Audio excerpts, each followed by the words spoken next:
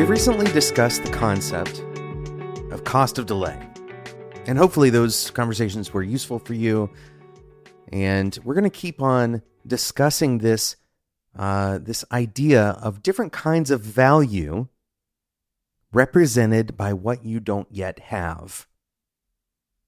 Different kinds of unrealized value and measuring unrealized value.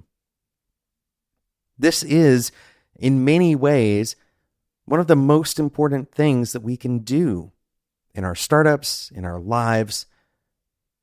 We are making decisions about how to capture value that we care about.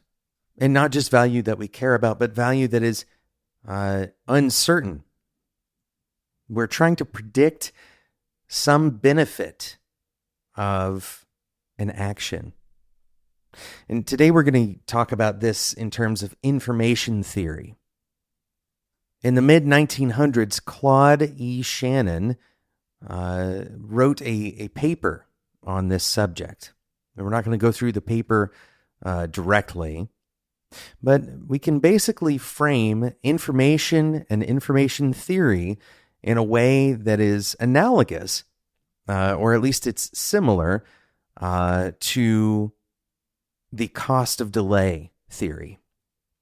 And a reminder, cost of delay theory is what is some unrealized benefit or some unrealized cost as of present moment that would be realized either through action by prevention of that cost or delay by realization of that cost. And remembering that cost of delay does not differentiate between profit and loss, by the way. So this idea of information theory maps very similarly. And this is related in some ways to our discussion on communication. Of course, communication and information are tightly related conceptually, but the more formalized version of information theory looks at things from a slightly different angle, more of like an economic angle. And more specifically, the theory of information as laid out by Shannon kind of looks like this. You have some holder of information, some emitter, if you want to call it that. You have a receiver of that information once it is emitted. And then the receiver has some level of uncertainty. Now, depending on what kind of information you're talking about, is it a closed system where there is some kind of bound for the information that can be known? Then the uncertainty level can approach zero in that situation.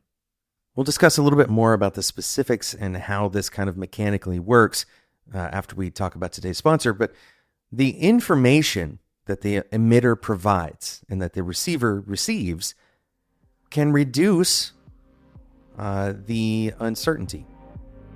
It can reduce the uncertainty. We're going to talk a little bit about this theory in more depth right after we talk about today's sponsor.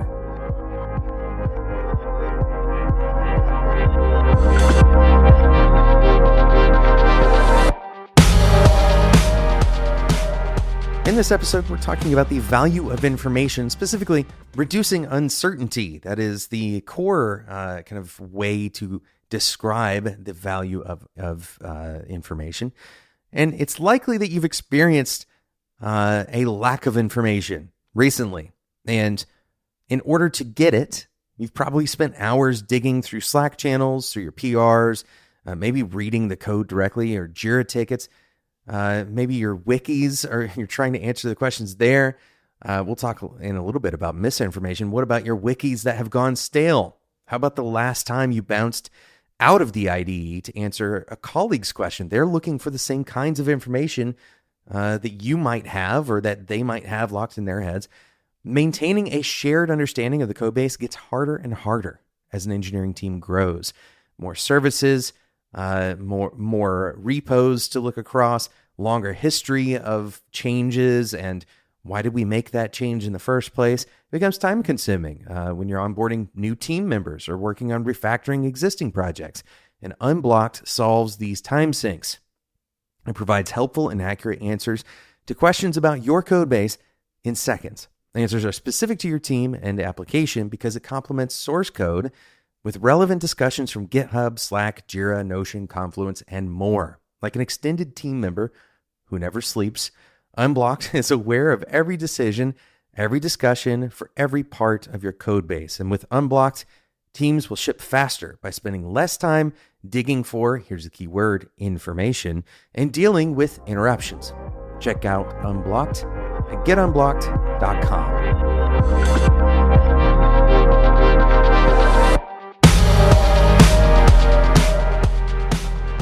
So the basic theory of information, we've already discussed the holder of the information that's going to emit it in some way to a receiver. By the way, the theory of communication still lays over nicely on this. The sender and the receiver of a message. In this case, we've kind of looked at this from a slightly different angle because a message may or may not contain information. All right, this is kind of the differentiation between these two theories. One of the critical differentiations is that the message may or may not contain information, meaning that if you were to look at the receiver end and measure the amount of uncertainty before and after the absorption of a given message, it could be zero. All right, it could be a delta of zero, rather. But if you have information to convey and the message contains that information, then the sender of the message, assuming the sender gets their message across, the receiver receives that message, and they actually receive the information in the message, then the uncertainty will go down. The uncertainty will reduce by some amount. Now, the amount by which it reduces is very important to understand. In bounded systems, the amount that a given message can reduce the uncertainty is kind of a utility of that particular message. It is the bandwidth of a given message, assuming that all of the content of that message was actually information. All right, so let's kind of back out of the combination of these two theories or models explaining different kinds of information transfer. And instead, we want to talk about kind of the mechanics of this and some important caveats associated. So we've talked a little bit about information that reduces uncertainty. We've talked about kind of no information. These are those attempts to convey some kind of information, and the result being no reduction in uncertainty.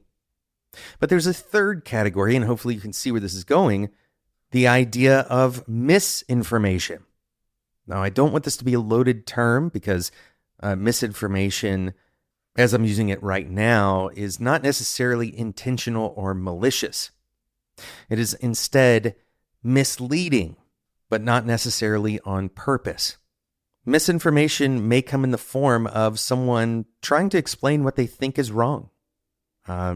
Let's say that you are trying to trace down a bug in your software. Maybe another engineer has looked into it. They have a hunch and they share that hunch with you. And they may even share it in terms of what they believe rather than calling it a hunch. They may say, I think it's coming from, this particular part of the code base. Now, while there is some information possibly here, for example, you now know what this person has been looking into, right? There's some uncertainty reduction there. There may also be some uncertainty addition that occurs. In other words, it's not cleanly one direction or the other, right? You may have increased uncertainty in one area, a decreased uncertainty in another area, and no change in uncertainty in a third area. So if you were to look at any piece of information that you receive and try to identify the areas of uncertainty that this information speaks to, right? Interestingly, there are many areas that almost every interaction we encounter, that information is providing us some kind of change in our levels of uncertainty. Let's say you have a meeting with a report, and the report does not want to share what they're thinking or feeling with you, right? As a manager, you might believe that this only goes one way, right? That kind of messaging that they are providing you is only increasing your uncertainty about what's going on. But you've also received a decrease in another kind of uncertainty. For example, before the meeting, you could pretty unequivocally say that you knew less about this person's state of mind than you do after. This doesn't necessarily mean that you have an exact understanding of what's going on, but the signals that this person gave had a positive amount of information available for you to learn from. So why is this all useful to talk about on this show? Why are we discussing this on Developer Tea? Certainly, if you have a CS degree, you may have had some kind of information theory class, and it is definitely a foundational concept in computer science, but that's not necessarily why we're talking about it on this show, other than to kind of take advantage of the fact that many of you probably already know something about this theory to begin with. Instead, because so much of what we do on the show is about decision making, and that goes back to the idea of helping provide clarity, perspective, and purpose, all three of those things will help you enable decision making in your careers. Information theory is kind of the fundamental material that you will use to make decisions. And so, as a broad and general rule, using this theory as a basis of understanding, some of the most valuable ways you can spend your time is to decide what areas of uncertainty are important for you to focus on and how you may become more certain about those areas. This is very simple. Your gathering of information, measuring information, going and figuring out who else may have this information for you, whatever it is that you're using to reduce that uncertainty, deciding what areas of uncertainty you care about in your career, in your personal life, and then determining what ways you want to reduce that uncertainty. This is once again, the fundamental material that you'll use to enable decision making. If our goal on this show is to help provide clarity, perspective, and purpose, clarity especially is in many ways the opposite of uncertainty. Clarity is based on the ability to find information or reduce uncertainty. Necessarily, this theory is broad in its application, but it can be used in very narrow circumstances as well. So I'd encourage you, as a quick kind of 5-minute investment, a 5-minute investment in yourself at the end of this episode. We've been doing some longer episodes, so I'm going to cut this one short to give you your 5 minutes. If you've gotten used to the 20-minute episodes, we're going to go a little bit shorter today. Take the 5 minutes, okay? Take the 5 minutes and identify 3 areas of uncertainty that you think are worth investing in. 3 areas of uncertainty that you think are worth investing in. Pick one of them and then write the top 3 quick ideas, top of mind ideas. These don't have to be absolutely correct, right? And I'll tell you why in a second. But write the top 3 ideas that you have for reducing uncertainty in that very important area of your life. All right. And here's why they don't have to be perfectly correct. There's 2 reasons.